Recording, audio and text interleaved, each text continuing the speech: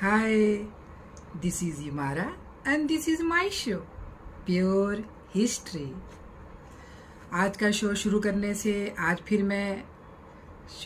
से पहले आज फिर मैं एक शेर अर्ज करना चाहूँगी. प्लीज़ मुलाहिज़ा फरमाइए. मंजिल की तलाश है मुझे, मंजिल की तलाश है मुझे, मंजिल कहाँ है? मंजिल तो तेरे पास है, उसे तू ढूंढता कहाँ है? पर मेरी मंजिल मुझे क्यों दिखाई नहीं देती है? क्योंकि तेरी आंखें और तेरा मन दोनों में जंग चल रही है. वो आंखें कहता है कि मैं हूँ तेरी मंजिल और तेरा मन कहता है कि मैं हूँ तेरी मंजिल. जिस दिन तू इन दोनों के बीच से निकल जाएगा, उस दिन खुद ब खुद तेरी मंजिल तुझे मिल जाएगा. आज मैं स्वामी विवेकानंद के बारे में बात करना चाहूँगी. स्वामी विवेकानंद क्यों? मैं उनके काफ़ी चीज़ों से बहुत इम्प्रेस हूँ, क्योंकि मैं इन्हें एक बहुत बड़ा फ़िलासफ़र मानती हूँ. इनकी फ़िलासफ़ी बहुत ज़बरदस्त थी. इनके बात करने का अंदाज़, इनके जीने का तरीक़ा, इतने कम एज में इनके पास इतना ज़्यादा क्यूरियोसिटी थी इनके अंदर, जानने की जिज्ञासा, जानने की इच्छा कि मैं दुनिया में हूँ तो क्यों हूँ और क्यों आया हूँ. तो इनका एक स्लोगन है, उसे मैं पहले बताना चाहूँगी. ये कहते हैं कि arise, awake and stop not till the goal is reached. उठो, चलो, जागृति लाओ और तब तक चलते रहो जब तक तुम्हें तुम्हारी मंजिल नहीं मिल जाए. यानी तुम्हारी मंजिल मिल जाएगी, फिर तुम थमो. तब तक तुम जागो, उठो, चलो. स्वामी विवेकानंद का असली नाम राजेंद्र नाथ दत्ता था. इनके पिता का नाम विश्वनाथ दत्ता, और ये कलकत्ता के एक अच्छी हाई क्लास फैमिली से बिलोंग करते थे. इनके डैडी यानी वो बैरिस्टर थे, ये लॉयर की फैमिली से थे और अच्छी परवरिश थी इनकी. और इनकी माता भी काफ़ी ट्रेडिशनल थी, रिलीजियस वुमन. तो इनको परवरिश बहुत अच्छी मिल रही थी, कोई चीज़ की कमी नहीं थी. पर बचपन से इनके अंदर बहुत ज़्यादा जिज्ञासा थी, क्यूरियोसिटी थी कि भाई मुझे जानना है कि ये संसार किस लिए है, क्या है इसके अंदर और मैं क्यों हूँ. तो इसी वजह से इनकी जो स्टडी है, पढ़ाई लिखाई, वो घर के अंदर ही किया गया. इनको घर के अंदर ही एजुकेशन दिया गया, आगे बढ़े ये. फिर जब ये बड़े हुए तब तक ये घूमते रहे, क्योंकि ये बहुत दिनों से ये परेशान थे. इनकी आत्मा और इनकी सोच दोनों में ये जंग लड़ रही थी कि भाई मैं चाहता क्या हूँ, मुझे करना क्या है, मैं क्या ढूंढ रहा हूँ. इस ढंग से ये पूरे हिंदुस्तान यानी पूरे भारत का भ्रमण किया, हर तरफ गए, घूमे, लोगों से मिले, धार्मिक जगहों पे गए, सबसे मिले.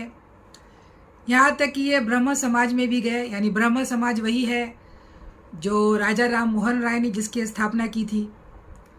पर वहाँ भी इनको सेटिस्फैक्शन नहीं मिला. फिर ये आर्य समाज में गए, यानी रामकृष्ण परमहंस. तो इन्हें वहाँ सेटिस्फैक्शन मिला. ये दिल की बात है, दिल से दिल की डोर की बात है. इनका दिल वहाँ लगा और इन्होंने रामकृष्ण को अपना गुरु माना और जब तक जिंदा रहे उन्हीं को अपना गुरु माना.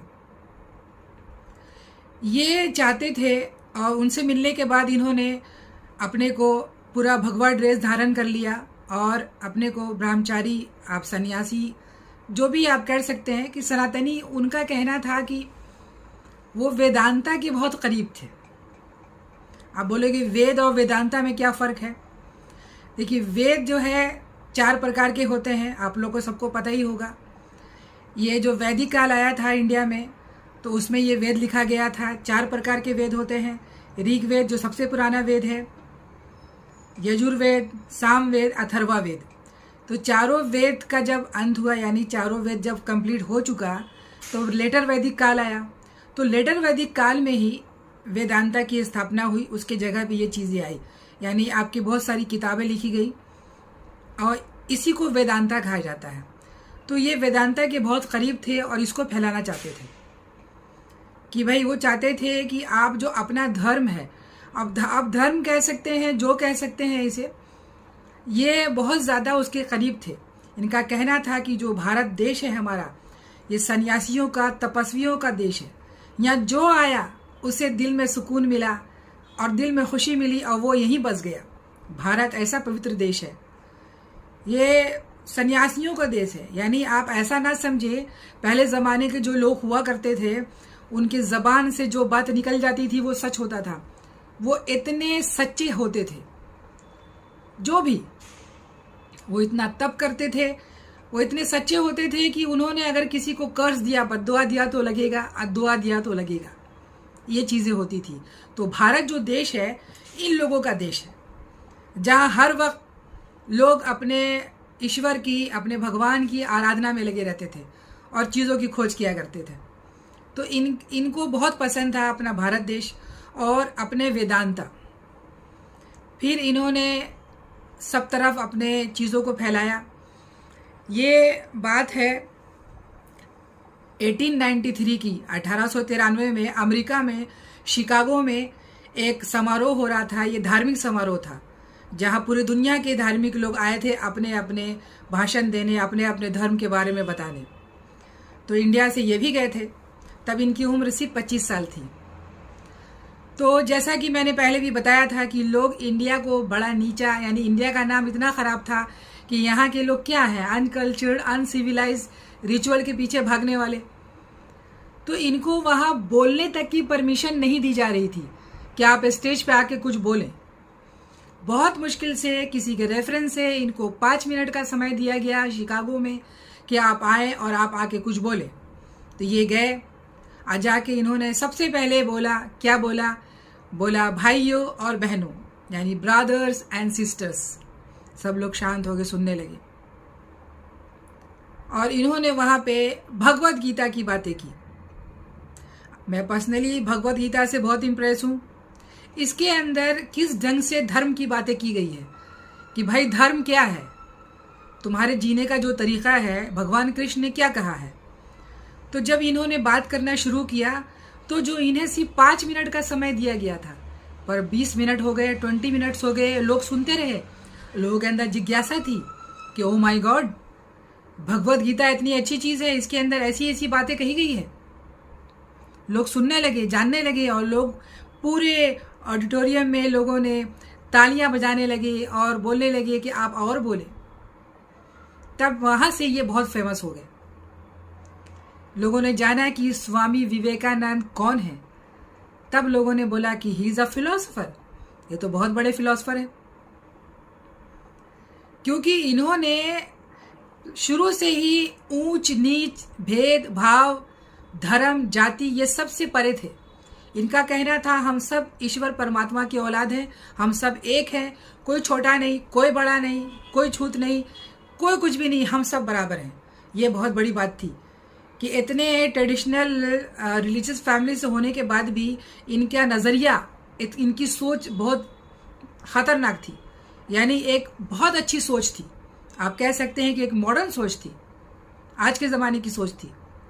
और इनके बारे में रविन्द्रनाथ टैगोर ने कहा कि अगर आपको भारत को जानना है, यानी आपको भारत को जानना है, तो आपको स्वामी विवेकानंद को जानना होगा, उनको सुनना होगा।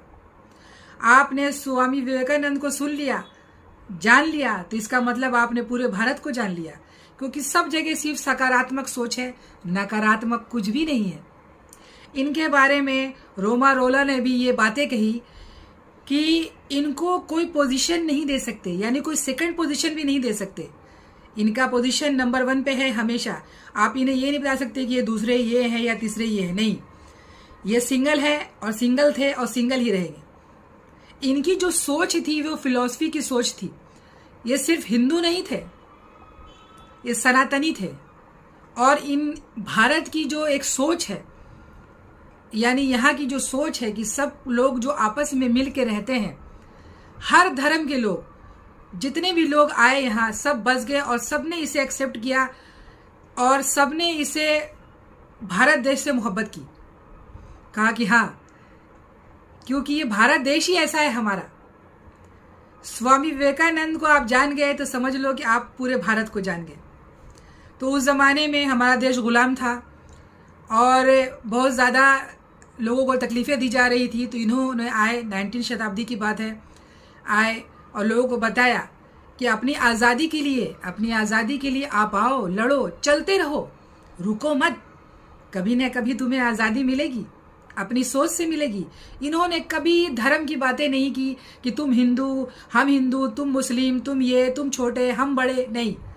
इन्होंने सिर्फ भारत की बात की, भारत ब्राह्मण की बात की, तपस्वी की बातें की, भारत दर्शन की बातें की। आप जो भी हो, जैसे भी हो, हमारा देश आपको एक्सेप्ट करता है। ये बहुत बड़ी बात है और मैं इससे बहुत इम्प्रेस हूँ। इसी वजह से मैं आज ये वीडियो बना रही हूँ कि स्वामी विवेकानंद क्या है। ये बहुत बड़े फिलोसोफर थे और इनको जानने के लिए आप लोगों को भी इन्हें जानना होगा। अगर आप भारत को जानना चाहते हैं तो आप इन्हें पढ़िए और रियल हिस्ट्री पढ़िए, क्योंकि मैं सिर्फ इतिहास की बातें करती हूँ, सिर्फ इतिहास की बातें करती हूँ। और बहुत ही कम एज में, 39 के एज में इनकी मृत्यु हो गई कलकत्ता शहर में। ये चले गए, पर जब तक रहे इन्होंने बताया कि आपके जीने का तरीका और रहने का तरीका, आपके लोगों के साथ आपका बिहेवियर क्या होना चाहिए, ये जो दुनिया है इनकी सोच क्या होनी चाहिए। तो इसीलिए आप लोग आज के टाइम, आज ऐसा वक्त है कि आप लोगों को, हम लोगों को स्वामी विवेकानंद के नक्शे कदम पे चलना चाहिए और हम सबको आपस में मिलजुल कर एक साथ रहना चाहिए। कभी किसी को तुम छोटे, हम बड़े, तुम छोटे नहीं कहना चाहिए। सब एक हैं, हम सब एक हैं, हम सब भारतीय हैं। धन्यवाद।